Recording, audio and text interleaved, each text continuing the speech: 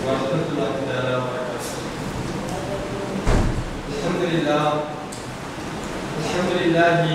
نحمده ونستعينه ونستغفره ونؤمن به ونتوكل عليه ونعوذ بالله من شرور أنفسنا ومن سيئات أعمالنا.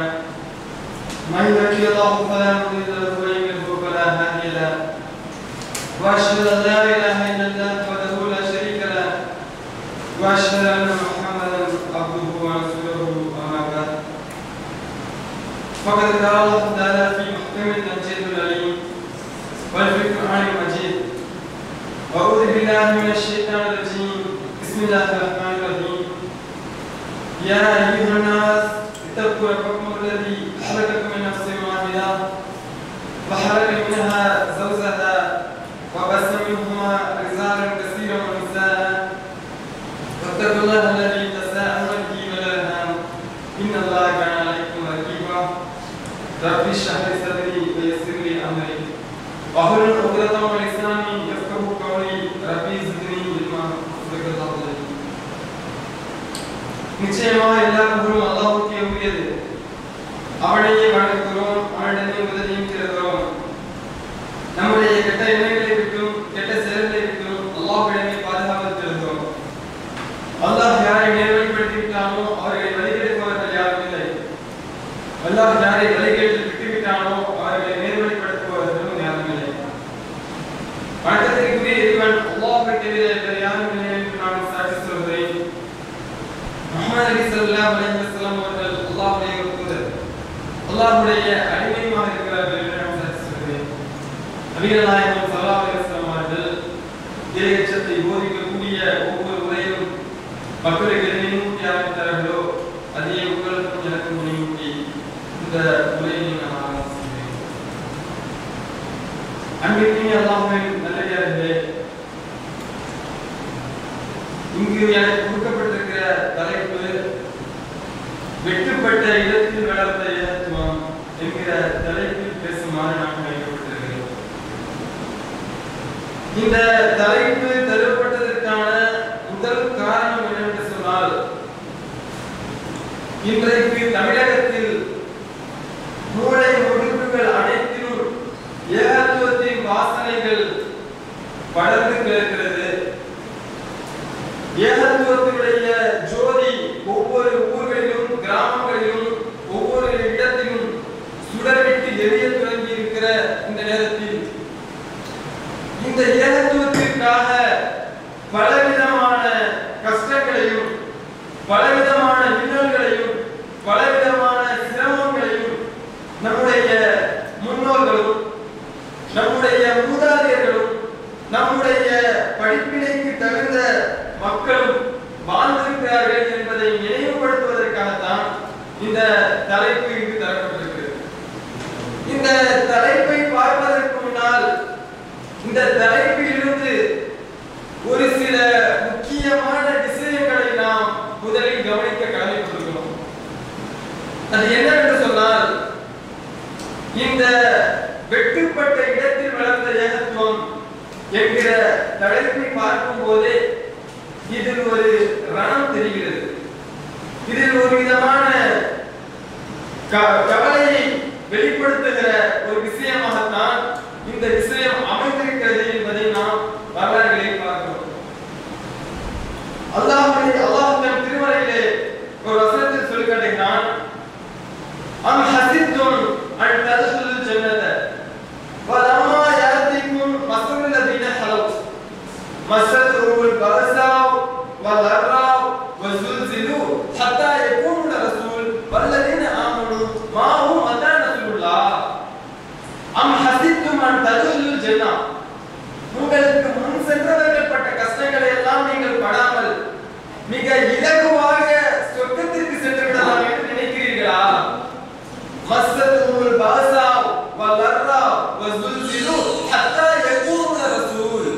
உங்களுடைய முன்னோர்களும் அவர்களை ஏற்றுக்கொண்ட தூதர்களும் அவர்களை ஏற்றுக்கொண்டவர்களும் சுந்தனா துயரங்களுக்கு ஆளானார்கள், அவர்கள் அலைக்கழிக்கப்பட்டார்கள் என்று அல்லாஹ் தன் திருமறையில் சொல்லி காட்டுகிறான். இன்னொரு இடத்தில் சொல்லி காட்டும் போது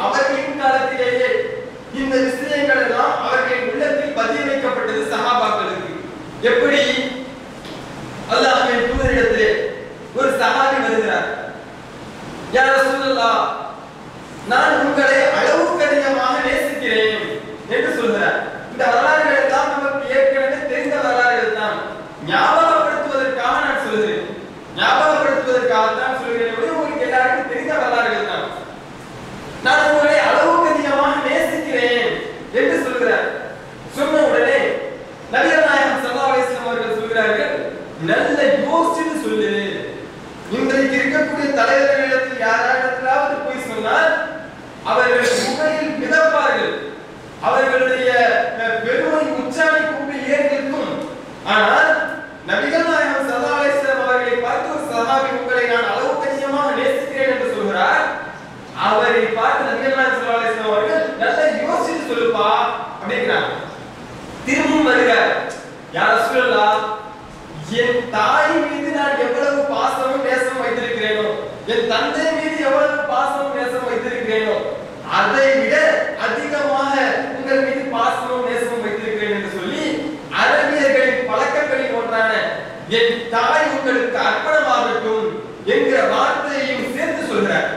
சொன்ன உடனே நபிகள் நாயகம் ஸல்லல்லாஹு அலைஹி வஸல்லம் அவர்கள் திரும்ப நல்லா யோசித்து சொல்லுப்பா, முகத்தை திருப்பிக் கொள்கிறார்கள். நல்லா யோசித்து சொல்லு என்று திருப்பி விடுகிறார்கள். மூன்றாவது தடவை வருகிறார். யா ரசூலல்லாஹ், என் உயிரை விட என் உயிர் மீது நான் எவ்வளவு பாசமும் நேசமும் வைத்திருக்கிறேன், என் உயிரை விட அளவுக்கு அதிகமாக நான் உங்களை நேசிக்கிறேன், உங்கள் மீது நான் பாசம் வைத்திருக்கிறேன் என்று சொல்கிறார். சொன்ன உடனே நபிகள் நாயகம் ஸல்லல்லாஹு அலைஹி வஸல்லம் அவர்கள் முகங்கள் எல்லாம் சிவந்தவர்களாக அந்த சஹாபியை பார்த்து சொல்கிறார்கள், நீ சொல்வது மட்டும் உண்மை என்றால், நன்றாக கவனிக்க வேண்டிய ஒரு செய்தி இது, நீ சொல்வது மட்டும் உண்மை என்றால் மேட்டில் இருந்து பள்ளத்தை நோக்கி எப்படி தண்ணி பீரிட்டு அடிக்குமோ, நல்ல கவனிங்க, ஒரு மேட்டில் இருந்து பள்ளத்தை நோக்கி தண்ணி எவ்வளவு ஃபோர்ஸா வரும், எவ்வளவு ஸ்பீடா வரும், இன்றைக்கு குற்றால சீசன்ல எவ்வளவு ஃபோர்ஸா தண்ணி வருது பார்க்கணுமா இல்லையா, அந்த உவமையை குறித்து சொல்லி நபிகள் நாயகம் ஸல்லல்லாஹு அலைஹி வஸல்லம் சொல்கிறார்கள், மேட்டில் இருந்து பள்ளத்தை நோக்கி எப்படி தண்ணி வருமோ அந்த மாதிரி உனக்கு கஷ்டம் வரும். நான் நேசிக்கிறேன் என்று சொன்ன ஒரே காரணத்திற்காக அந்த சஹாபிக்கு நபிகள் நாயகம் தந்த பரிசு என்ன? கஷ்டப்பட போறேன் தண்டுபரிசம் செய்தார்கள். கஷ்டப்பட போறீங்க, கஷ்டம் வரும், துன்பம் வரும், நீ அதை சகித்துக் கொண்டால் நீ சொன்ன வார்த்தை உண்மையானதாக இருப்பாய் என்று சொல்லி நபிகள் நாயகம் ஸல்லல்லாஹு அலைஹி வஸல்லம் அவர்கள் சொல்லிய அந்த விஷயத்தை பார்க்கிறோம். அடுத்ததாக இதுவும் அடுத்த வரலாறுகளையும் பாருங்கள்.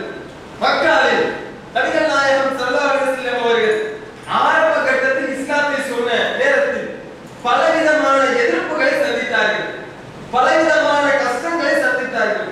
அவர்கள் மட்டுமல்லாமல் அவர்கள் கூட இருந்த ஒட்டுமொத்த சஹாபாக்களும் துன்பங்களுக்குள்ளானார்கள், துயரப்பட்டார்கள். அப்படிப்பட்ட காலகட்டம். நாட்டத்தை ஏற்றுக்கொண்டேன் என்று சொன்னாலேயே அடிகளும் உதைகளும் வாங்க வேண்டிய ஒரு காலகட்டம். அப்படி இருந்த நேரத்தில் சஹாபாக்கள் ஒரு சிலர் பேர் நபிகள் நாயகத்திற்கு வருகிறார்கள். அல்லாஹ் தன்சிலுலனா, எங்களுக்காக நீங்கள் அல்லாஹ்விடத்தில் துஆ செய்யக்கூடாதா? அல்லாஹ்வின் தூதரிடத்தில் சஹாபாக்கள் வந்து கேட்கிறார்கள், யா ரசூலல்லாஹ், எங்களுக்காக நீங்கள் துஆ செய்யக்கூடாதா? எங்களுக்கு இவ்வளவு கொடுமைகள் இழைக்கப்படுகிறது, எங்களுக்கு இவ்வளவு துன்பங்கள் எங்கள் மீது தீர்க்கப்படுகிறது, எங்களுக்காக நீங்கள் அல்லாஹ்விடத்தில் பிரார்த்தனை செய்யக்கூடாதா என்று கேட்கிறார்கள். நபிகள் நாயகம் ஸல்லல்லாஹு அலைஹி வஸல்லம் அவர்கள் படுத்திருந்தவர்கள் எழுந்து உட்கார்ந்து நன்றாக கவனியுங்கள். இந்த வரலாறுகள் எல்லாம் நம் மத்தியில் படிப்பினையாக பெற வேண்டிய வரலாறுகள். நாம் எல்லாம் இது ஒரு சாதாரண அக்பர் மறந்துட்டாரு, ஹுமாயூன் போர் செஞ்சாருங்கிற மாதிரியான வரலாறுகளாகவே பார்ப்பதனால் இதன் முக்கியத்துவம் நமக்கு விளங்கவில்லை. இந்த வரலாறுகளை நீங்கள் சற்று ஆய்வு செய்து பாருங்கள். நபிகள் நாயகத்தில் வந்து சொல்றாரு, படுத்திருந்தவர்கள் எழுந்து உட்கார்ந்து, நீங்கள் அவசரப்படுகிறீர்கள், எங்களுக்காக நீங்கள் அல்லாஹ்விடத்தில் துஆ செய்யுங்கள், நாங்கள் ரத்தம் சொட்ட சொட்ட உங்கள் மத்தியில் இருக்கிறோம் என்று அல்லாஹ்வின் தூதரிடத்தில் வந்து சஹாபாக்கள் கேட்கிறார்கள். கேட்ட உடனே நபிகள் நாயகம் ஸல்லல்லாஹு அலைஹி வஸல்லம் அவர்கள் கோபப்பட்டு எழுந்து உட்கார்ந்து, நீங்கள் அவசரப்படுகிறீர்கள், உங்களுடைய முன்னோர்கள் பட்ட கஷ்டம்லாம் படாம நீங்கள் லேசா சொர்க்கத்தில் பலன் அளிக்கிறீங்களா அப்படின்னு சொல்லி நபிகள் நாயகம் ஸல்லல்லாஹு அலைஹி வஸல்லம் அவர்கள் வரலாற்று செய்தியை சொல்லி காட்டுறாங்க. அந்த வரலாற்று செய்தியை பாருங்க, உங்கள் முன்னோர்கள் எப்படிலாம் கஷ்டப்பட்டாங்க தெரியுமா என்று சொல்லி அல்லாஹ்வின் தூதர் வரலாற்று செய்தி சொன்னாங்க. அவர்கள் மீது இரும்பு சீப்புகளை கொண்டு அவர்களின் மேனிகள் சீவப்படும், கிழிக்கப்படும். வமா யுசுதுஹு தாலிக அன்தீனி, இது அவர்களை இந்த மார்க்கத்தை விட்டு தடப்பட செய்யவில்லை. எது? இரும்பு சீப்பை வைத்து மார்க்கத்தை ஏற்றுக்கொண்டதற்காக இரும்பு சீப்பை வைத்து அவர்களின் மேனிகள் கிழிக்கப்படுமாம். வமா யுசுதுஹு தாலிக அன்தீனி, இது அவர்களை இந்த மார்க்கத்தை விட்டு தடப்பட செய்யவில்லை. அவர்களை நடுரோட்டில் நிறுத்தி வைத்து அவர்களின் தலைகளில் ரம்பங்கள் வைத்து அவர்களின் உடல்களில் 2 கூறுகளாக பிளக்கப்படும். நாம் பார்ப்பதற்கு நம்முடைய வாழ்க்கையில் ஏதேனும் ஒரு சினிமாவில் இது மாதிரியான ஒரு காட்சிகள் வந்தாலே நம்முடைய கண்களை சிமிட்டுகிறனா, வரலாற்று செய்திகளை படிக்கும் போது எந்த அளவிற்கு இதில் முக்கியத்துவம் இருக்க வேண்டும் என்று நீங்கள் தெரிந்து கொள்ள வேண்டும். தலைகளில் ரம்பங்கள் வைக்கப்பட்டு அவர்கள் உடல்கள் 2 கூறுகளாக பிரிக்கப்படும். இது அவர்களை இந்த மார்க்கத்தை விட்டு தடம்பட செய்யவில்லை. நீங்க அவசரப்படுறீங்க. ஒரு காலம் வரும், சனாவில் இருந்து ஹலரமௌத் வரைக்கும் ஒரு பிரயாணி செல்வார். அல்லாஹ்வை தவிர நான் யாரையும் வணங்க மாட்டேன் என்று சொல்லி செல்வார். அப்படிப்பட்ட ஒரு காலம் வரும், நீங்கள் அவசரப்படுகிறீர்கள் என்று சொல்லி நபிகள் நாயகம் ஸல்லல்லாஹு அலைஹி வஸல்லம் அவர்கள் சொல்லக்கூடிய அந்த செய்தியை பார்க்கிறோம். நபிகள் நாயகத்திடத்துல ஒரு சஹாபி கேட்கிறாரு. இதுல கவனமாக பார்க்க வேண்டிய ஒரு விஷயம் என்ன, நபிகள் நாயகத்திடத்துல ஒரு சஹாபி கேட்கிறார்கள். கேட்ட உடனே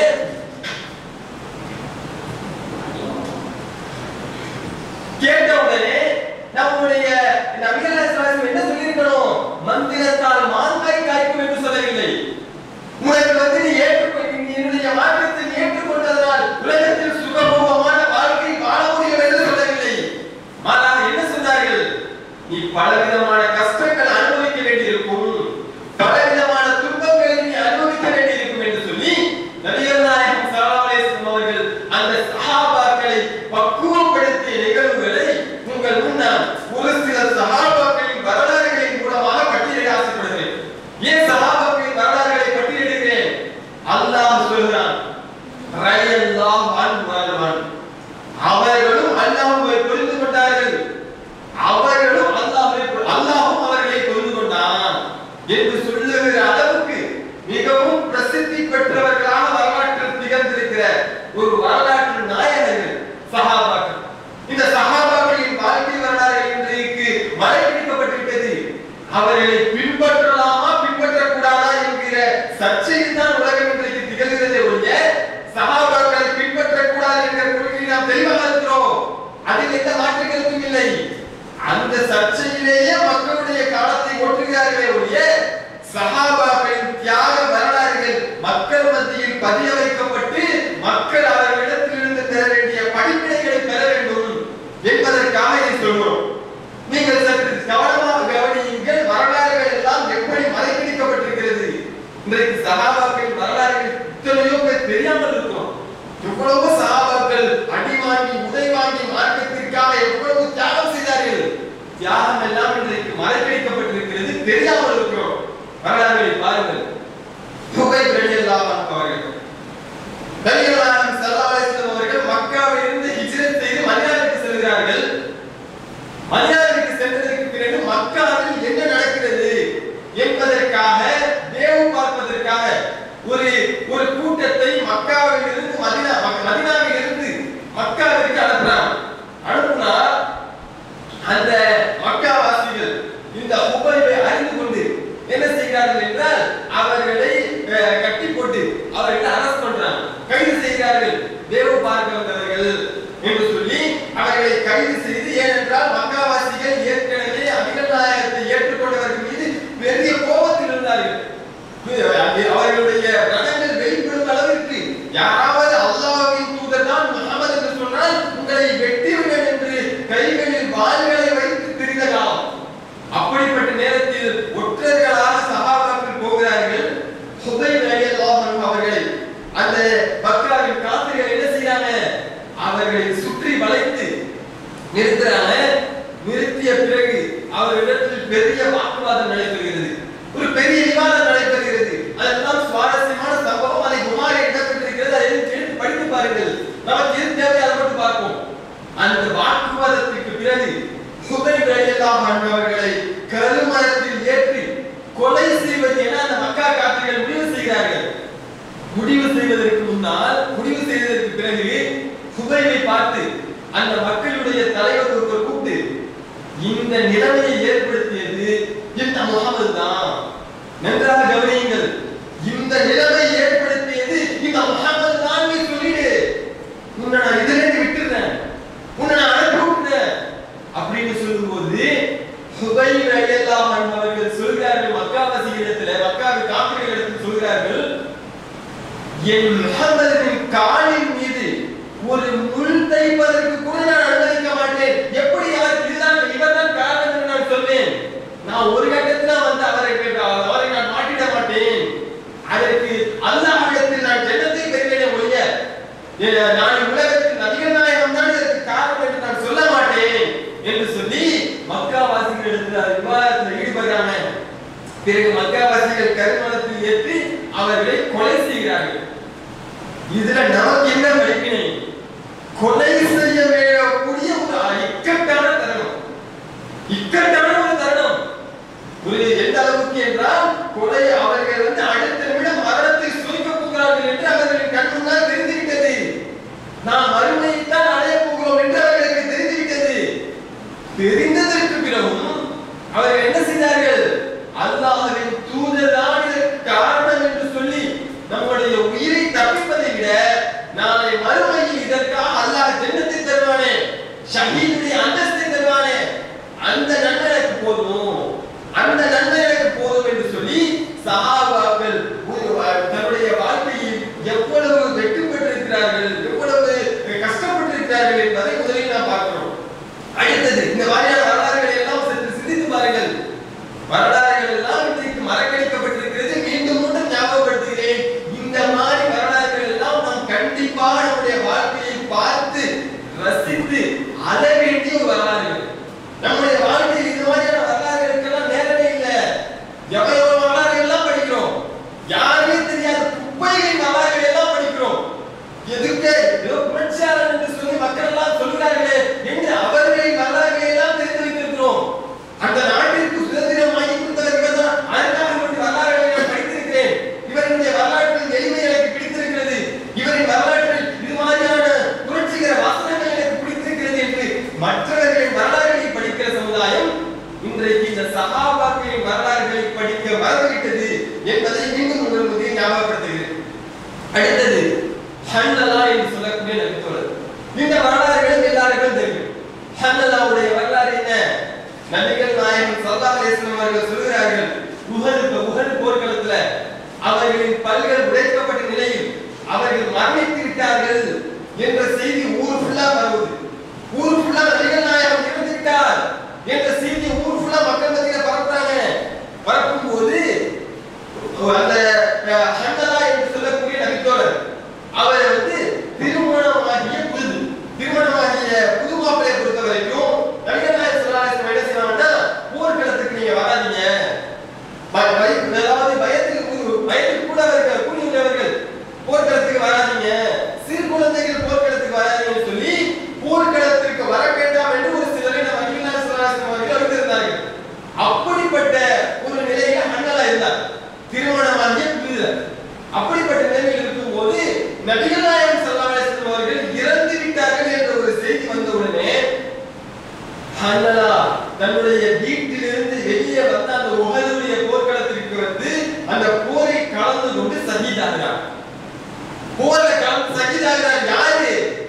புது மாப்பிள்ளை, கல்யாணம் ஆகிய புதிதில் நடத்தக்கூடிய அந்த வாழ்க்கை வாழ்ந்த வேண்டிய ஒரு சஹாபி, ஒரு மனிதர் நபிகள் நாயகத்தோடு நபிகள் நாயகம் இறந்து விட்டார்களே என்ற ஒரு செய்தி கிடைத்தவுடனே அவர்களும் போர்க்களத்தில் குதிக்கிறார்கள், தனது வாழ்க்கையை ஷஹீதாக்குகிறார்கள். பிறகு நபிகள் நாயகம் ஸல்லல்லாஹு அலைஹி வஸல்லம் அவர்கள் அந்த ஹன்னலாவை பார்த்து சொல்கிறார், அந்த ஹன்னலாவுடைய மையத்தை பார்த்து அடக்கம் செய்யும் போது சொல்கிறார்கள், இந்த ஹன்னலாவிற்கு மலக்குமார்கள் குளிப்பாட்டினார்கள். ஏன் என்று வரலாற்றில் படித்தால் அவர் குளிப்பு கடமையான நிலையில் மரணித்திருக்கிறார், ஷஹீதாயிருக்கிறார். குளிப்பு கடமையான நிலையில் என்ன? இல்லற வாழ்வில் ஈடுபட்ட நிலையில் அவர் வந்து போர்க்களத்தில் கலந்திருக்கிறாரு. போர்க்களத்தில் கலந்ததற்கு பின்னால் ஷஹீதாகிறார். ஷஹீதானதுக்கு அப்புறம் அல்லாஹ் அவர்களுக்கு மிகப்பெரிய ஒரு அந்தஸ்தை தருகிறான், மலக்குமார்கள் அவரை குளிப்பாட்டுகிற அந்தஸ்தை தருகிறான். இதுவெல்லாம் இந்த ஏகத்துவம் வளர்த்ததற்கான ரணங்களாக நாம் பார்க்க வேண்டும். இப்படி எல்லாம் கஷ்டப்பட்டு தான் இந்த ஏகத்துவம் நம்முடைய கைகளில் இன்றைக்கு கனிகளாக திகழ்கிறது. சும்மா வந்து வெறுமனே நம்முடைய படிப்பினாலோ நம்முடைய சாதாரண கொள்கையினாலோ இந்த ஏகத்துவம் வளர்ந்துவிடவில்லை. பலவிதமான கஷ்டங்களுக்கு உட்பட்டுத்தான்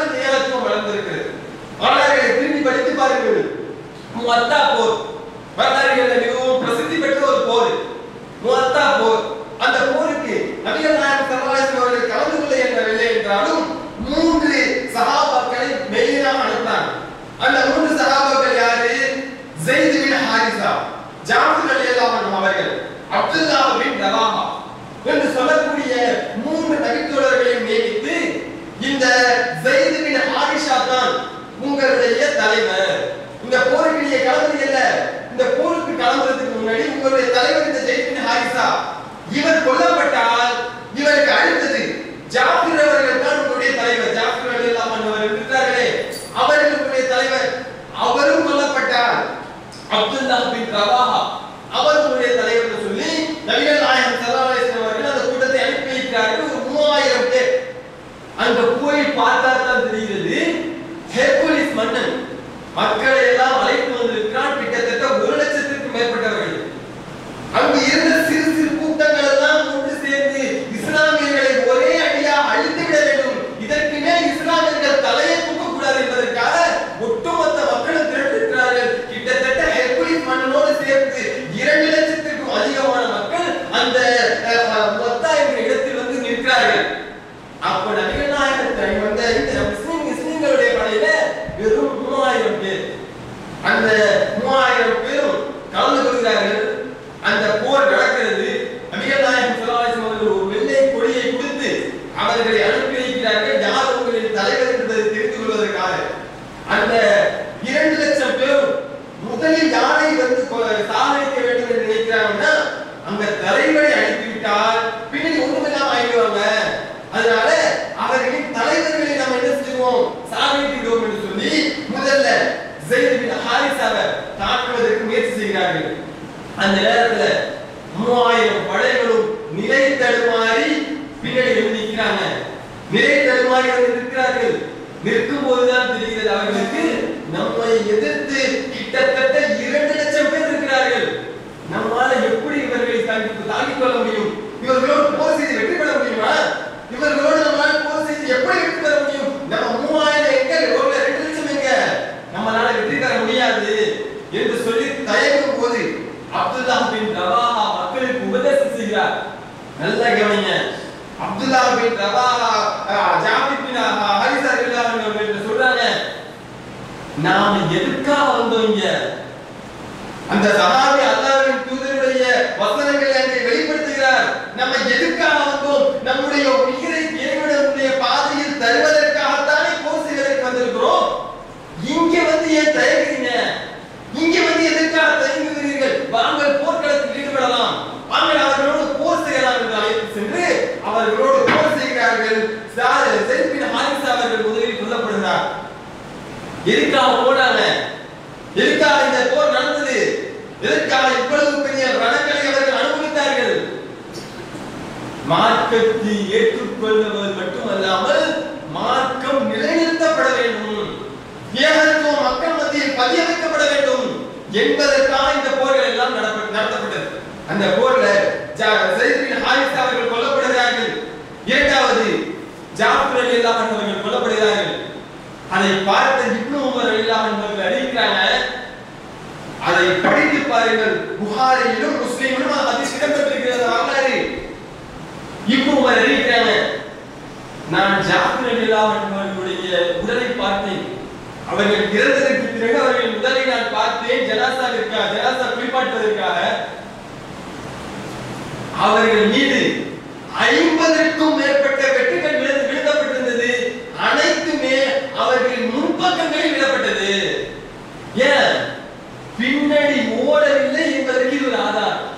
போர்க்களத்துல ஒரு வெட்டு வாங்கினாலே இன்னைக்கு என்ன செய்வாங்க, ஓடிவிடக்கூடிய காட்சியை பார்க்கிறோம். ஒரு சின்னதா ஒரு பிரச்சனை வந்துருச்சு ஊர்ல, தௌஹீதுமா மண்ணாவது ஓடி போகக்கூடிய காட்சியை பார்க்கிறோம். ஒரு சின்ன ஏதாவது ஒரு எதிர்ப்பு, தௌஹீதை ஏத்துக்கிட்டா ஊரை விட்டு ஒதுக்கி வச்சிருவோம் ஒரு நிலைமை. எனக்கு இந்த தௌஹீது வேண்டாம் என்று விரட்டி ஓடுகிற ஒரு நிலைமை. ஆனால் சஹாபாக்கள் கூட்டம் எப்படி பக்குவப்பட்டிருந்தார்கள்? 50க்கும் மேற்பட்ட வெட்டுகள் வாங்கியிருந்தாலும் என்னுடைய நெஞ்சை நிமிர்ந்து என்னுடைய முதல் பக்கத்தில் வாங்கியதை ஒழிய நான் விரட்டி ஓடி என்னுடைய முதலுக்கு பின்னால் நான் வெட்டு வாங்க மாட்டேன் என்று சஹாபாக்களுடைய ஒரு உறுதி இருந்ததை பார்க்கிறோம்.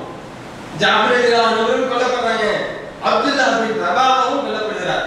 அந்த நேரத்துல ஜாஃபர் ரலியல்லாஹு அன்ஹு அவர்கள் எந்த அளவுக்கு அந்த கொள்கையை மக்கள் மத்தியில் சொல்லணுங்கிறத உறுதியா இருந்தாங்கன்னா எதிரிகள் அவர்களின் இடது கையை வெட்டி விடுகிறார்கள். இடது கையில கொடியை வைத்திருக்கிறார்கள், வலது கையில அந்த அருவாவை வைத்திருக்கிறார்கள். அந்த வாளை இடது கையை வெட்டியவுடனே இடது கையை வெட்டி விட்டார்களே என்பதற்காக நம்முடைய தலைவர்களை கொன்று விட்டார்கள் என்று எதிரிகள் நினைத்துவிடக் கூடாது என்பதற்காக அந்த வாளை கீழே போட்டு தன்னுடைய கைகளில் அந்த கொடியை ஏற்றி இன்னும் தலைவர் இருக்கிறார். எதுக்கு? வெட்டுப்பட்டு படுத்த வேண்டியதானே, கையை வெட்டிட்டான், அதோட படுத்த வேண்டியதானே. இதுக்கு நான் எனக்கு ஒரு கேஸ் முடிஞ்சிருச்சு, மார்க்கெட் சொல்றதுக்கா ஒரு கேஸ் முடிஞ்சிருச்சு, இதுக்கு மேல நான் மார்க்கெட் சொல்ல மாட்டேன். எனக்கு வீட்டுல திட்டாலும் இதுக்கு மேல நான் மார்க்கெட் சொல்ல மாட்டேன். நான் மார்க்கெட்டை ஏற்றுக்கொள்வதா எனக்கு இவ்வளவு பிரச்சனைகளா, அதனால நான் மார்க்கெட்டை ஏற்றுக்கொள்ள சொல்ல மாட்டேன் என்ற ஒரு சூழ்நிலையில் இருக்கும் நாம் இந்த வரலாறுகளை எல்லாம் பார்க்க வேண்டும். அவர் முதலில் வெட்டுப்படுகிறார், இரண்டாவது அவருடைய வலது கையால் அந்த கொடியை தூக்குறாரு, இரண்டாவது தடவையும் அவர் வலது கை வெட்டப்படுகிறது, மூன்றாவது தடவை அவர் கழுத்துக்கு கீழே அந்த கொடியை வச்சு தாங்கி நிற்கிறார். அவர் அதுக்கப்புறம் தான் வந்து 50 வெட்டுக்கள் வாங்கப்பட்டார்கள் சொல்லி இப்னு உமர் ரலியல்லாஹு அன்ஹு அவர்கள் அறிவிக்கக்கூடிய வரலாறுகளை படிக்கிறோம். இதுல நமக்கு என்ன படிப்பினை பாருங்க. எப்படி மார்க்கத்தை ஏற்றுக்கொண்டதனால் வெறுமனே மார்க்கத்தை ஏற்றுக்கிட்டேன், என் பேர் முஸ்லிம், நான் முஸ்லிம் உலகத்தை வாழ்ந்துட்டேன் மட்டும் சஹாபாக்கள் இருக்கல. எப்படி இருந்தாங்க? நான் இதற்காக என்னுடைய உழைப்பு என்ன என்று கள போராளிகளாக திகழ்ந்தார்கள். இன்னைக்கு நாம் அப்படி இருக்கிறோமா? நம்முடைய வாழ்க்கையில் அப்படித்தான் நம்முடைய வாழ்க்கையில் இது போன்ற தியாகங்கள் செய்வதற்கான பக்குவத்தில் நம்முடைய வாழ்க்கையை அமைத்திருக்கிறோமா என்று ஒவ்வொருவரும் இன்றைக்கு நாம் சிந்தித்து பார்க்க கடமைப்பட்டிருக்கிறோம். அதே மாதிரி வரலாறுகள், எவ்வளவு வரலாறுகள் இருக்கு. தியாகம் இல்ல, தியாகம் சொன்னா சும்மா தியாகம் கிடையாது. இன்னைக்கு சிலர் பேசுவார்கள், தியாகம்னா நாம படாத தியாகமா, நாம படாத கஷ்டமா நீங்க பண்ண போறீங்க என்று. இன்றைக்கு நம்முடைய எதிரிகளாக இருக்கட்டும், நம்முடைய முன்னோர்கள் நாம தான் முதலில் ஏகத்துவத்தை ஏற்றுக்கொண்டோம் என்று சொல்பவர்களாக இருக்கட்டும், நாம படாத கஷ்டமா நீங்க பண்ண போறீங்க என்று கேட்கலாம். அவர்கள் எதற்காக கஷ்டப்பட்டார்கள் என்று இன்றைக்கு அவர்கள் நிலைமையை பார்த்தால் தெரிந்துவிடும். எதுக்காக கஷ்டப்பட்டாங்க? நம்மகிட்ட அன்னைக்கு ஒண்ணும் இல்ல, அதனால அன்னைக்கு கஷ்டப்பட்டோம். இன்னைக்கு நம்மகிட்ட காசு இருக்குது, நம்முடைய மார்க்கத்தை ஏற்றுக்கொள்ளும், மார்க்கத்தை இன்னைக்கு அதே மாதிரி சொன்னா நம்மை அடிப்பார்கள், நம்மை மூடிக்கம் செய்வார்கள், நம்மகிட்ட இருக்க வியாபாரத்தை எல்லாம் முடக்கி விடுவார்கள். அந்த வியாபாரத்தை முடக்கிவிட்டு என்னுடைய வாழ்க்கையில மார்க்கெட் சொல்ல வேண்டிய அவசியம் எனக்கு இல்லைன்னு சொல்லி இன்றைக்கு எத்தனை பேர் ஒதுங்கி நிற்கக்கூடிய காட்சியை பார்க்கிறோம். ஆனா சஹாபாக்கள் அப்படி இருந்தாங்களா? சஹாபாக்களுடைய வாழ்க்கை அப்படி இருந்துச்சா? பிலால் ரலியல்லாஹு அன்ஹு அவருடைய வரலாறை படிங்க. வரலாறு படிச்சா உண்மையிலேயே இரவில உட்கார்ந்து ஒரு சுக்குவுக்கு முன்னாடி ஒரு 3 மணி நேரம் தூக்கம் எடுத்துங்க, உட்கார்ந்து பிலால் ரலியல்லாஹு வரலாறை படிச்சு பாருங்க. நம்ம செல்ல ஏற்றி வச்சாவது செல்லையாவது கேட்கக்கூடிய வாய்ப்பாவது கிடைத்தால் பிலால் ரலியல்லாஹு அன்ஹுடைய வரலாறுகளை இரவில் உட்கார்ந்து படித்து பாருங்கள். உண்மையிலேயே தூக்கம் வராது. உண்மையிலேயே நமக்கு அவ்வளவு தியாகங்கள் செய்திருக்கிறார்களா என்ற அளவுக்கு தியாகம்னா அவர்களால தியாகமே இல்லை. சுப்ஹானல்லாஹ், எந்த அளவுக்கு தியாகம் செய்திருக்கிறார்கள். பிலால் ரலியல்லாஹு அன்ஹு அவர்களை பற்றி வரலாற்றில் பதியப்பட்டிருக்கிறது. அவர்கள் ஆரம்ப கட்டத்தில் அடிமையாக இருந்த காலகட்டம், அந்த நேரத்தில் இஸ்லாத்தை ஏற்றுக்கொள்கிறார்கள். அதே போன்று அவர்களை போலவே இன்னும் ஒரு சில சஹாபாக்கள் இஸ்லாத்தை ஏற்றுக்கொள்கிறார்கள். ஏற்றுக்கொள்ளும் போது பிலால் ரலியல்லாஹு அன்ஹு அவர்களையும் அவர்களோடு சேர்ந்த அடிமைகளையும், இஸ்லாத்தை ஏற்றுக்கொண்ட அடிமைகளையும் அந்த அவர்களுடைய மன்னர்கள், அவர்களுடைய முதலாளிகள் என்ன செய்றாங்க? அதுக்கு மரத்தில் கட்டி வைத்து அடிக்கிறாங்க. வெறுமனே சும்மா இன்னைக்கு ஒரு அடி ஸ்கேல் அடிப்பது போன்ற அடி கிடையாது. சும்மா நம்ம அடிக்கிறோம், நம்ம அடித்து சண்டை வந்துக்கிறோம், அந்த மாதிரி அடி கிடையாது. அவர்களுடைய அடிகள் எல்லாம் எந்த அளவுக்கு என்றால் 2 படுக்க முடியாத அளவுக்கு அடிகள் இருக்கும். படத்துல பார்க்கிறோம், அந்த மாதிரியான அடிகள் இருக்கும். அந்த மாதிரியான அடிகளை எல்லாம் சம்பாதிக்கிறார்கள். அடி வாங்கியதற்கு பிறகு அந்த முதலாளிகள் வந்து பிலாலிடத்தில் கேட்கிறார்கள், நீ அல்லாஹ்வை இறைவனாக ஏற்றுக்கொள்ளவில்லை என்று சொல்லிவிடு, முஹம்மதை நான் அல்லாஹ்வுடைய தூதராக தான் ஏற்றுக்கிறேன்னு சொல்லிடு, இப்பயே நான் உன்னை விடுதலை செய்திருக்கிறேன் என்று சொன்ன உடனே நாங்கள் அந்த பிலாலை தவிர மற்ற சஹாபாக்கள் எல்லாம் சொல்கிறார்கள், நாங்கள் நினைத்தோம் இந்த அடி வாங்குறதுக்கு பதிலா இவ்வளவு கஷ்டப்படுறதுக்கு பதிலா நம்ம அந்த வார்த்தையை சொல்லிட்டு தப்பிச்சு வெளில போய் நம்ம வந்து ரசூலுல்லாஹ் ஏத்துக்கிட்டாங்க என்று நாங்கள் நினைத்தோம். ஆனால் பிலால் ரலியல்லாஹு அன்ஹு அவர்கள் எப்படி செய்தார்கள் என்றால் அஹதுன் அஹதுன் என்று திரும்ப திரும்ப சொல்லிக் கொண்டிருந்தார்கள். எப்படி? அல்லாஹ் ஒருவன் தான், அல்லாஹ்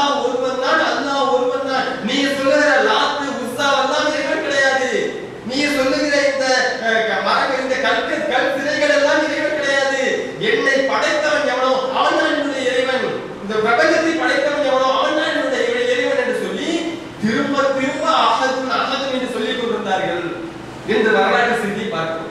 இது மட்டுமல்ல விளையாடுடைய வரலாறு மிக எந்த அளவுக்கு சுட்டு மணலில் போட்டு புரட்டப்பட்டார்கள். நீ எவ்வளவு தாங்க முடியுமா? சாதாரணமாக வெளிநாட்டுல லைட்டா வெயில் அடிச்சாலே முடிஞ்சு போச்சு, என்னப்பா வெயில் அடிக்கிற அளவுக்கு வெளிநாட்டு நடத்துறீங்க என்று கேட்கக்கூடிய நிலைமை நம்ம இருக்கிறோம். மார்க்கத்தை ஏற்றுக்கொண்டதால் உடலில் மேடையில் ஒட்டு துணி இல்லாமல் சுடு மணலில் போட்டு புரட்டளிக்கப்பட்ட சஹாபாக்கள் வரலாறுகள் இப்படி எல்லாம் இருக்கிறது. சும்மாதான் மார்க்கம் கிடைச்சிடல. மார்க்கத்தை நம்ம இன்னைக்கு ஏதோ நம்முடைய அத்தாமா முஸ்லிமா இருப்பதால் நாம் எல்லாம் இன்னைக்கு இஸ்லாமியர்களா வாழ்ந்து வருகிறோம். ஆனால் நம்முடைய வாழ்க்கையில் இன்றைக்கு இஸ்லாம் திகழ்வதற்கு மூலகர்த்தாவாக இருந்த சஹாபாக்கள் எவ்வளவு கஷ்டப்பட்டிருக்கிறார்கள். வரலாறுகளை படித்து பாருங்கள். பள்ளிகளில் புகாரிகள் 7 பாகம் இருக்குது, முஸ்லிம்ல 4 பாகம் இருக்குது, நஸீ இருக்குது, அஹ்மத் இருக்குது, எல்லா புத்தகமும் இருக்குது. எடுத்து படித்து பாருங்கள். சஹாபாக்களின் சிறப்புகள் என்று 4வது 5வது பாகத்தில் வரலாறுகள் இருக்குது. எடுத்து படிச்சு பாருங்க. உண்மையிலேயே இப்படி தியாகம் செய்திருக்கிறார்களே, நம்ம ஏதாவது தியாகம் செஞ்சோமோ கொஞ்சம் யோசிச்சு பார்த்தாலே நம்முடைய தியாகத்தின் படித்தரங்கள் அதிகமாகிக்கொண்டே இருக்கும். அதே மாதிரி சுமையா ரலியல்லாஹு அன்ஹா அவர்கள் தான் முதலில் இஸ்லாத்திற்காக உயிர் நீத்த பெண்மணி. வரலாறுகள் தெரியும், திரும்பி ஞாபகப்படுத்துகிறேன். சுமையா ரலியல்லாஹு அன்ஹா அவர்களை பற்றி கேட்ட உடனேயே நம்ம அனைவருக்கும் தெரியும், மர்மஸ்தானத்தில் அம்பெறிந்து கொல்லப்பட்டவர்கள் எல்லாருக்கும் தெரியும். எல்லா மக்களும் சொல்றாங்க சுமையா ரலியல்லாஹு அன்ஹா மர்மஸ்தானத்தில் அம்பெறிந்து கொல்லப்பட்டவங்க தானே என்று சாதாரண ஒரு வார்த்தையாக பார்க்கிறோம். உண்மையிலே அது ஒரு வரலாறாக நடந்த சம்பவமாக பாருங்கள். எப்படி ஒரு நடனத்தை அனுபவித்திருப்பார்கள். பிறப்புறுப்புல ஒரு அம்பெறிஞ்சா தாங்க முடியுமா? எப்படி கஷ்டப்பட்டிருக்கிறாங்கன்னு பாருங்க சுமையா ரலியல்லாஹு அன்ஹா அவர்கள். எதுக்காக மார்க்கத்தை நிலைநிறுத்த வேண்டும், நாளை மறுமையில் சொர்க்கம் செல்ல வேண்டும் என்ற ஒரே காரணத்திற்காக இவ்வளவு தியாகங்களை செய்திருக்கிறார்கள். அதே மாதிரி நபிகள் ஸல்லல்லாஹு அலைஹி வஸல்லம் அவர்களுடைய காலத்துல அப்துல்லாஹ் பின் ஹுதாஃபா என்று சொல்லக்கூடிய ஒரு நபித்தோழர். அந்த நபித்தோழரை பொறுத்த வரைக்கும் ஒரு குறிப்பிட்ட ஒரு 2-3 வரலாறுகளில் மட்டும்தான் இடம்பெறுகிறார். ஒரு 2-3 ஹதீஸ்களை மட்டுமே அறிவித்து ஒரு இடம்பெற்றிருக்கிற ஒரு நபித்தோழர். அந்த 2-3 ஹதீஸ்களுமே முத்தாய்ப்பாக இடம்பெற்றிருக்கிறார். உண்மையிலேயே அந்த 2-3 ஹதீஸ்களை மட்டுமே படித்தால் போதும் இவ்வளவு தியாகமா, இவ்வளவு கஷ்டப்பட்டிருக்கிறாரா என்று சொல்லக்கூடிய அளவுக்கு இடம்பெற்றிருக்கிறார். எந்த அளவுக்கு? உமர் ரலியல்லாஹு அன்ஹு அவர்களுடைய காலத்துல ரோம் நாட்டை சேர்ந்த மன்னர்களோடு போர் நடக்குது. ரோமர்களோடு போர் நடக்குது. அந்த ரோமர்களோட போர்ல இவர்கள் பிணைக்கைதிகளாக பிடிக்கப்படுகிறார்கள். இதுல அப்துல்லாஹ் பின் ஹுதாஃபாவும் ஆமிர் ரலியல்லாஹு அன்ஹு அவர்களும் இந்த 2 பேருடைய வரலாறை படித்து பாருங்க. 2 பேருடைய வரலாறை பாருங்க. அப்துல்லாஹ் பின் ஹுதாஃபாவை அந்த மன்னன் தனியாக பிரிக்கிறான். இந்த ஒட்டுமொத்த மக்களிலேயும் 2 பேர் மட்டும் கூப்பிடுறான். 2 பேரை மட்டும் கூப்பிட்டு அப்துல்லாஹ் பின் ஹுதாஃபாவையும் ஆமிர் ரலியல்லாஹு அன்ஹு அவர்களையும் தனித்தனியாக கூப்பிட்டு வைக்கிறான். தனித்தனியாக கூப்பிட்டு வச்சு என்ன செய்யறான்? அவர்களுக்கு உண்ணுவதற்கு பன்றி இறைச்சியையும் குடிப்பதற்கு மதுபானங்களையும் அப்துல்லாஹ் பின் ஹுதாஃபாவிற்கு முன்னால் வைக்கிறான். இருக்கு சாப்பிடுவதற்கு அவர்கள் சிறை கைதிகளாக இருக்கிறார்கள். அதனால அவர்களுக்கு உணவு என்ன? சிறை கைதிகளை பொறுத்த வரைக்கும் ஒரு நீதமான உணவு வழங்க வேண்டும் என்று ஒரு நியாயம், ஒரு நிலை இருக்கிறது. ஆனால் அந்த நிலைமையை மாற்றி உண்ணுவதற்கு பன்றி இறைச்சியையும் குடிப்பதற்கு மது பாட்டில்களையும் வைக்கிறான். 3 நாள் கழிகிறது. அந்த மன்னன் திரும்பி வந்து பார்க்கிறான். திரும்பி வந்து பார்த்தா அப்துல்லாஹ் பின் ஹுதாஃபா மயங்கிய நிலையில் கிடக்கிறார். மயங்கிய நிலையில அப்படியே தன்னுடைய நிலையெல்லாம் கண்கள் எல்லாம் மேலே ஏறி மயங்கிய நிலையில் இருக்கிறார். அப்படி வந்த அப்துல்லாஹ் பின் ஹுதாஃபாவை பார்த்து அந்த மன்னன் கேட்கிறான், உனக்கு இந்த நிலைமை தேவையா? நீ இந்த இறைச்சியை சாப்பிட்டுட்டு இந்த மதுவை குடித்திருந்தா உனக்கு உன்னுடைய வாழ்க்கை வாழ்ந்திருக்கலாமே, நீ ஏன் கஷ்டப்படுற அப்படின்னு அந்த மன்னன் கேட்கிறான். நபிகள் நாயகத்தை நாங்கள் பார்த்திருக்கிறோம்.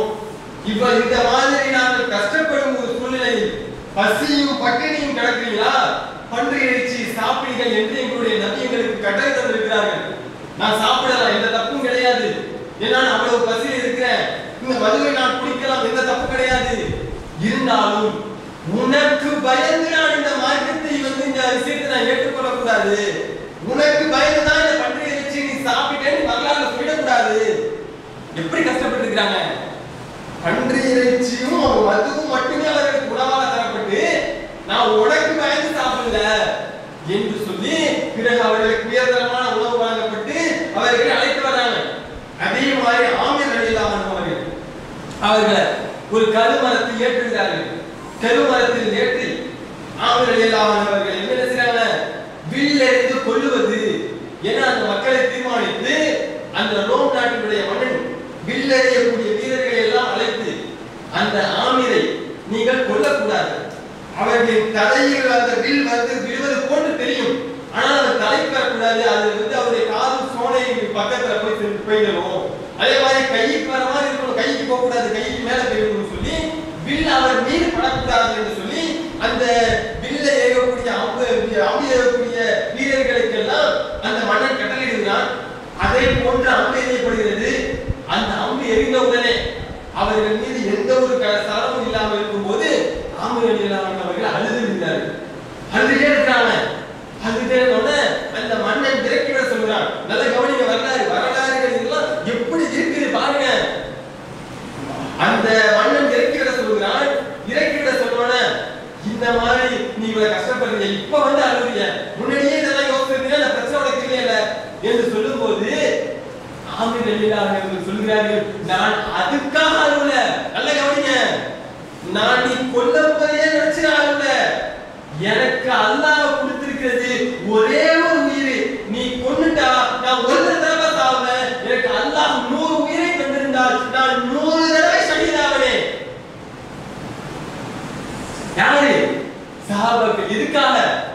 மார்க்கத்தை நிலைநிறுத்துவதற்காக, நாளை ஜன்னத்தில் ஃபிர்தௌஸ் என்ற உயர்ந்த சொர்க்கத்தை அடைய வேண்டும் என்பதற்காக. அப்படிப்பட்ட தியாகங்களுக்கு உரியவர்கள் சஹாபாக்கள். அப்படிப்பட்ட தியாகங்களை செய்திருக்கிறார்கள். சும்மா சாதாரண தியாகங்கள்லாம் இல்ல. திரும்பவும் ஞாபகப்படுத்துகிறேன், நீங்கள் ஒவ்வொருவரும் வரலாறுகளை படித்து பாருங்கள். புகாரியுடைய ஹதீஸ்களை எடுத்து படிச்சு பாருங்க, முஸ்லிம் எடுத்து படிச்சு பாருங்க, வரலாறுகளை தனியா வரலாறுகளுக்கு என்ற புத்தகங்கள் இருக்கிறது, அந்த வரலாறுகளின் புத்தகங்களை எடுத்து படித்து பாருங்கள். உண்மையிலேயே கண்களில் இருந்து கண்ணீர் வடியும். அப்படியேதான் வாழ்ந்திருக்கிறாங்க. தியாகம் இது அவர்கள் வெட்டுப்பட்ட அவர்கள் உயிரிழந்த சம்பவங்களை மட்டுமே உங்களுக்கு சொல்லியிருக்கிறோம். அவர்களின் தந்தைகளை இழந்தவர்கள், பசியிலும் பட்டினியிலும் வாடியவர்கள், தாயை இழந்தவர்கள், மார்க்கத்திற்காக எவ்வளவோ தியாகங்களை செய்தவர்கள், பொருளாதாரத்தை இழந்தார்கள், தன்னுடைய வீட்டை இழந்தார்கள், தன்னுடைய ஊரை இழந்தார்கள், தன்னுடைய மனைவி மக்களை இழந்தார்கள், தன்னுடைய எல்லா விஷயத்திலும் ஒட்டும் ஒண்ணுமே இல்லாம நிராயுதபாணியாக தனிமை ஒன்றுமே இல்லாமல் திண்ணை தோழர்களாக வாழ்ந்தார்கள். மக்காவில் பணக்காரர்களாக, மக்காவில் கோலோச்சியவர்கள், மதீனாவில் ஒன்றும் இல்லாமல் திண்ணை தோழர்களாக வாழ்ந்தார்கள். எதற்காக? மார்க்கத்தை நிலைநிறுத்த வேண்டும், ஏகத்துவத்தை கடைபிடிக்க வேண்டும், நாளை மறுமையில் ஜன்னத்துல் ஃபிர்தௌஸ் என்ற உயர்ந்த சொர்க்கத்தை அடைய வேண்டும். அதுதான் அவர்களது தலையாய நோக்கமாக இருந்தது. அப்படிப்பட்ட நோக்கத்தோடு நாம் வாழ வேண்டும், அப்படிப்பட்ட நிலைமையோடு வாழ வேண்டும். அதற்காகத்தான் இது போன்ற தலைப்புகளும் இது போன்ற நிகழ்ச்சிகளும் ஏற்பாடு செய்யப்பட்டிருக்கிறது. இதில் நாம் மிக முக்கியமாக முக்கியமாக பார்க்கக்கூடிய வரலாறு என்ன? இன்றைக்கு அல்லாஹ் இந்த ஏகத்துவத்தை ஒரு அளவிற்கு வளர்த்து விட்டான். தமிழகத்துல இன்னைக்கு ஏகத்துவத்தை சொல்றதுனால எவன் அடிக்கப்படுறதில்லை. இன்னைக்கு தௌஹீதை நான் சொல்றதுனால எவனையும் அடிக்க மாட்டான். அடித்தாலும் அவன் மீது தான் எஃப்ஐஆர் ஒழிய என் மீது எந்த பிரச்சனையும் இல்லை. இன்னைக்கு தௌஹீதை நான் எவ்வளவு வீரியமாக வேண்டுமானாலும் சொல்லலாம். ஆனால் ஒரு காலம் இருந்தது, 1987களிலே அன்னஜாத் என்ற பத்திரிகை வந்தது. அந்த வரலாறுகளை எல்லாம் புரட்டி பாருங்கள். முதல் அன்னஜாத் தமிழகத்தில் வலம் வருகிறது. நிலைமை என்ன? மேலப்பாளையத்திலே முஹர்ரம் மாதத்திலே 1991 ஜூலை மாதம் 7ஆம் தேதி முஹர்ரத்திற்காக ஒரு உரை நிகழ்த்தப்படுகிறது. அங்கேயும் இன்றைக்கு ஏகத்துவத்தை எப்படி வேணாலும் சொல்லலாம். அன்னைக்கு அப்படி இல்லை. அன்னைக்கு நஜாத்னு சொன்னாலே செருப்பால் அடிப்பேன் என்று சொல்லக்கூடிய காலகட்டம். அன்னைக்கு தௌஹீத்னு சொன்னா ஏதோ ஒரு வேற ஒரு உலகத்தை மக்கள் பார்க்க முடியுமோ என்று சொல்லக்கூடிய ஒரு காலகட்டம். தௌஹீத்னு சொன்னாலே அந்த வார்த்தையை ஏதோ காது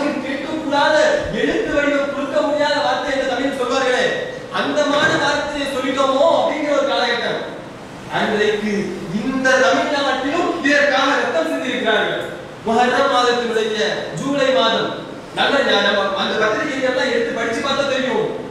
அவ்வளவு ரத்தங்கள் சிந்தி இன்றைக்கு தமிழகத்துல ஏகத்துவத்தின் தேகத்துவத்தினுடைய வெளிச்சம் வந்ததற்கு பிறகு எவ்வளவு மாற்றங்கள் நிகழ்ந்திருக்கிறது. ஒரு 1980களுக்கு முன்னால் தமிழகத்தின் நிலைமை என்ன, இன்னைக்கு நிலைமை என்ன யோசிச்சு பாருங்க. ஒரு காலம் இருந்துச்சு, முஹைதீன் அப்துல் காதர் ஜிலானி என்று சொன்னோன்னு நம்ம வீட்டுல உள்ள பெண்கள் எல்லாம் என்ன செய்வாங்க, கத்தஸ்லாம் வலைக்கு சொல்லுவாங்க மாட்டாங்களா? இந்த நிலைமை இருக்கா இன்னைக்கு? முஹைதீன் அப்துல் காதர் ஜிலானி கத்தஸ்லாம் வலைக்கு சொல்லலைன்னா அவர்களின் வாயில் போட்டுக்கொண்டு அவர் காலகட்டாங்க. அப்துல் காதர் ஜிலானி ரலியல்லாஹு அன்ஹு என்று மக்களிடத்தில் மூட்டுத்தனமான ஒரு கொள்கை அன்றைக்கு கலந்து கொண்டிருந்தது. அதையெல்லாம் இன்றைக்கு மாற்றி அல்லாஹ்வின் மிகப்பெரிய கிருபையால் ஒரு பெருநாட்கள் போன்று கொண்டாடிய நிகழ்வுகள் எல்லாம் இன்றைக்கு ஒன்றுமில்லாமல் ஆயிருக்கிறது. இதுவும் இந்த ஏகத்துவத்தில் பட்ட ரணங்களுக்கு கிடைத்த மிகப்பெரிய வெற்றிதான் என்பதை உங்கள் மத்தியில் பதிய வைத்து, இந்த உரைகள் என்பது வெறுமனே உபதேசங்களாக மட்டும் இருக்கக்கூடாது. இது போன்ற உரைகள் அனைத்துமே வெறுமனே வாரம் வாரம் நிகழ்த்தப்படுகிறது. ஒவ்வொரு வாரமும் ஒவ்வொரு தலைப்பு உரை நிகழ்த்துவாங்க. அது மாதிரி இது ஒரு தலைப்பு என்பது போன்று இருக்கக்கூடாது. அல்லாஹ் குர்ஆனில் சொல்லி காட்டுகிறான், உபதேசங்கள் இறை விசுவாசிகளுக்கு பயனளிக்கும் என்றான் அல்லாஹ். உபதேசங்களை பொறுத்த வரைக்கும் அவர்கள் ஒரு விஷயத்தை பார்த்தாங்கன்னா அது அவர்களுக்கு பயனை தரும். உபதேசங்கள் அவர்கள் பயனடைவார்கள் அப்படிங்கிற அல்லாஹ். அப்ப ஒவ்வொரு உரைகள் நபிகள் நாயகம் ஸல்லல்லாஹு அலைஹி வஸல்லம் அவர்கள் காலத்துல கூட சஹாபாக்கள் சொல்றாங்க, நாங்கள் நபிகள் நாயகத்தோடு ஒரு நபிகள் நாயகத்தை இடத்துல உரை கேட்பதற்காக நாங்கள் செல்வோம். சென்றதற்கு பிறகு நாங்கள் திரும்பி வருபவர்கள் வேறு மனிதர்களாக திரும்பி வருவோம். அந்த அளவுக்கு எங்களுடைய மனோநிலையே மாறி இருக்கும், எங்களுடைய சூழ்நிலையே மாறி இருக்கும், எங்கள்கிட்ட அந்த பழைய நினைப்புகள் எல்லாம் மாறி இருக்கும் என்று சொல்லி நபிகள் நாயகத்தின் சஹாபாக்கள் என்ன செய்யறாங்க, நாங்கள் வேற மனிதர்களாக இருப்போம் அப்படின்னு சொல்லக்கூடிய வரலாறுகள் எல்லாம் படிக்கிறோம். அப்ப இந்த அடிப்படையில நம்ம இந்த மாதிரியான உரைகள் அனைத்துமே வெறுமனே சும்மா சாதாரண உங்களுக்கு நேரம் போக்குவதற்கான உரைகளாக அமையாமல் உங்களுடைய வாழ்க்கையில் மாற்றம் இருக்க வேண்டும். இது போன்ற ஒரு உரைகள் எல்லாம் நிகழ்த்தும் போது நம்ம இந்த மாதிரியான தியாகங்கள் எல்லாம் செய்யலையே, நம்ம இந்த மாதிரி தியாகங்கள் எல்லாம் எப்ப செய்ய போறோம், நம்முடைய வாழ்க்கையில் தியாகம் செய்யக்கூடிய தருணங்கள் எல்லாம் வந்ததே, அப்பொழுது கூட தியாகம் செய்யவில்லையே என்று நம்முடைய உணர்வுகள் அந்த நேரத்தில் யோசிக்க வேண்டும். எப்படி தியாகம் செய்யக்கூடிய தருணங்கள் எல்லாம் நம்முடைய இளைஞர்களுக்கு வரும், வர வேண்டும். எப்படி வரும்? திருமணம் என்ற ஒரு நிலைமை வரும்போது வரும். இன்றைக்கு எந்த பிரச்சனையும் இருக்காது, எந்த விதமான தளமும் இருக்காது. தேவதத்தை சொல்லணுமா, 5 வேளை சொல்றோம், எந்த பிரச்சனையும் இல்லை. நாம நோன்பு வைக்கணும், எந்த பிரச்சனையும் இல்லை. திருமணத்துக்கு கலந்து கொள்கிறோம், எந்த பிரச்சனையும் இல்லை. பள்ளிவாசல்களில் இருக்கிறோம், தாவப்படைகள் செய்கிறோம், எந்த பிரச்சனையும் இல்லை. திருமணம் என்று வரும்போது மட்டும் என்ன ஆகும்? வரதட்சணை வாங்காம திருமணம் பண்ண முடியாது வீட்டுல அம்மா சொல்லுவாங்க. மானம் போடாம கல்யாணமா பக்கத்து வீட்டுக்காரர் கேட்பாங்க. கோட்டு போடாம கல்யாணமா என்று எங்க வீட்டுக்காரர் கேட்பான். சீர்வரிசை தான் இல்லாம கல்யாணமான்னு நம்முடைய உறவினர்கள் கேட்பார்கள்.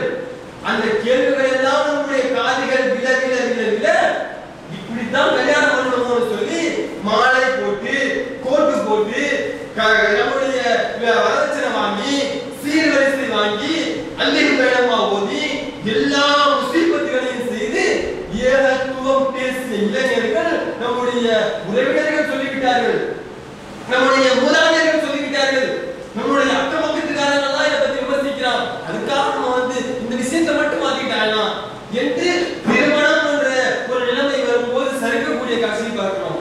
இது நம்முடைய வாழ்க்கையில் பல நேரங்களில் நடந்திருக்கக்கூடிய சம்பவம். பல சகோதரர்களை நம்முடைய வாழ்க்கையிலேயே நம்முடைய முஹல்லாக்களிலே பார்த்திருக்கிறோம். அதற்கு அல்லாஹ்வின் தூதரின் காலத்தில் வாழ்ந்த ஒரே ஒரு சம்பவத்தை மட்டும் உங்களுக்கு நான் நினைவுபடுத்தி என்னுடைய உரையை நிறைவு செய்கிறேன். சற்று சிந்தித்து பாருங்கள். சஅத் இப்னு அபி வக்காஸ் என்று சொல்லக்கூடிய ஒரு நபித்தோழர். இந்த வரலாறை மட்டும் ஞாபகப்படுத்தி பாருங்க. முஸ்லிம்ல 4789வது ஹதீஸா இடம்பெற்றிருக்கிறது. ஒவ்வொரு இளைஞர்களும் ஒவ்வொரு தௌஹீதை ஏற்றுக்கொண்ட முஸ்லிம்களும் படித்து பார்க்க வேண்டிய ஒரு வரலாறு. சஅத் இப்னு அபி வக்காஸ் என்று சொல்லக்கூடிய ஒரு நபித்தோழர். நபித்தோழர் பிரசித்தி பெற்ற நபித்தோழர் தான். அப்படிப்பட்ட நபித்தோழர் என்ன செய்யறாருன்னா, இஸ்லாத்தை ஏற்றுக்கொள்ளக்கூடிய ஒரு நேரம், இஸ்லாத்தை ஏற்றுக்கொள்ளும் போது அவர் தாய் மீது அளவுக்கு அதிகமாக அவர் பாசம் வச்சிருக்கிறார், ரொம்ப பாசம் வைக்கிறார்.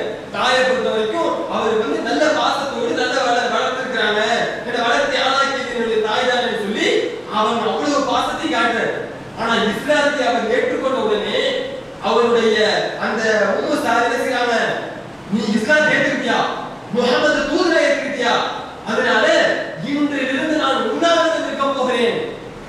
யார் அறிவிக்கிறா?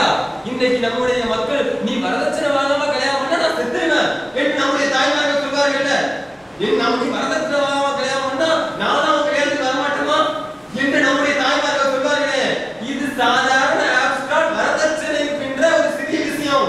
இதை எதிர்த்து எவ்வளவோ திருமணங்கள் நடந்திருக்கிறது, அதற்கு தாய்மார்கள் எல்லாம் வந்திருக்கிறார்கள். அது வேற. அந்த நேரத்துல அவருடைய சாதுடைய அம்மா வந்து இருக்கிறாங்க, சாதுடைய தாய், நான் வந்து இனிமேல சாப்பிட மாட்டேன், இனிமேல் நான் தலைவார மாட்டேன், இனிமேல் நான் தண்ணீர் குடிக்க மாட்டேன் அப்படின்னு சொல்லி அவரிடத்தில் பிரகடனம் செய்கிறார்கள், நான் உண்ணாவிரதம் இருக்க போகிறேன்னு. அவர் சொல்லிட்டாரு, ஐ டோன்ட் கேர், நீங்க என்ன வேணா பண்ணீங்க அப்படின்னு நபிகள் நாயகம் ஸல்லல்லாஹு அலைஹி வஸல்லம் அவருடைய சபைக்கு வராரு. 3 நாளைக்கு பிறகு சாதுடைய தம்பி, நம்முடைய அம்மா ரொம்ப கவலைக்கிடமா இருக்கிறாங்க, வந்து பார்க்க மாட்டீங்களா அப்படின்னோட பாசத்தில் அந்த தாயை பார்ப்பதற்காக செல்கிறார். அவருடைய தம்பி அவருடைய அம்மாவுக்கு வாயில தண்ணி ஊத்தி கொண்டிருக்கிறாரு. அந்த நேரத்துல நீ இப்பயாவது மார்க்கெட்டை விட்டுப்பா. யார் சொல்றா? சாதுடைய தாய் சொல்கிறாங்க. நல்ல கவனிங்க, இளைஞர்களுக்கு இந்த மாதிரியான வரலாறுகள் எல்லாம் மிகப்பெரிய ஒரு படிப்பினை. சாதுடைய தாய் சொல்றாங்க, இப்பயாவது மார்க்கெட்டை விட்டு வந்துருப்பா அப்படிங்கும்போது சாது ரலியல்லாஹு அன்ஹு அவர்கள் சொல்கிறார்கள், சாது பின் அபி வக்காஸ் ரலியல்லாஹு அன்ஹு அவர்கள் சொல்கிறார்கள், என்னுடைய தாயே, உங்கள் மீது நான் பாசமும் நேசம் வச்சிருக்கிறதெல்லாம் உண்மைதான், அதுக்காக இந்த மார்க்கெட்டை விட்டுலாம் வரமாட்டேன்.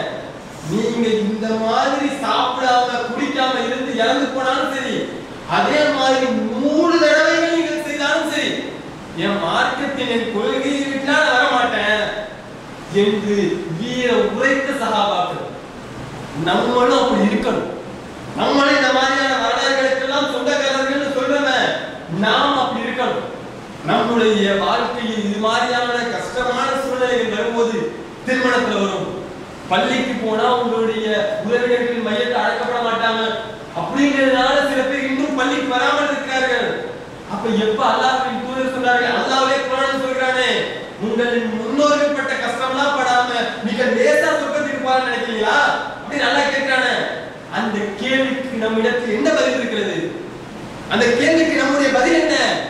நம்ம எப்ப நம்ம சொர்க்கத்துக்கு போறது, எப்ப கஷ்டப்பட்டா சொர்க்கத்துக்கு போறது, இதையெல்லாம் யோசித்து நம்முடைய வாழ்க்கையில் இது போன்ற வரலாறுகள் எல்லாம் வெறுமனே படிப்பினைக்கு, வெறுமனே பார்ப்பதற்காக இல்லாமல் படிப்பினை பெறுவதற்காக என்பதை ஒவ்வொருவரும் மனதில் நிலைத்து இன்ஷா அல்லாஹ் வருகிற காலங்களில் இந்த மாதிரியான சஹாபாக்களின் தியாகங்களை ஒவ்வொருவரும் படித்து அதன் அடிப்படையில் தியாகம் புரிவதற்கு வரலாறு தௌஃபீக் செய்வானாக.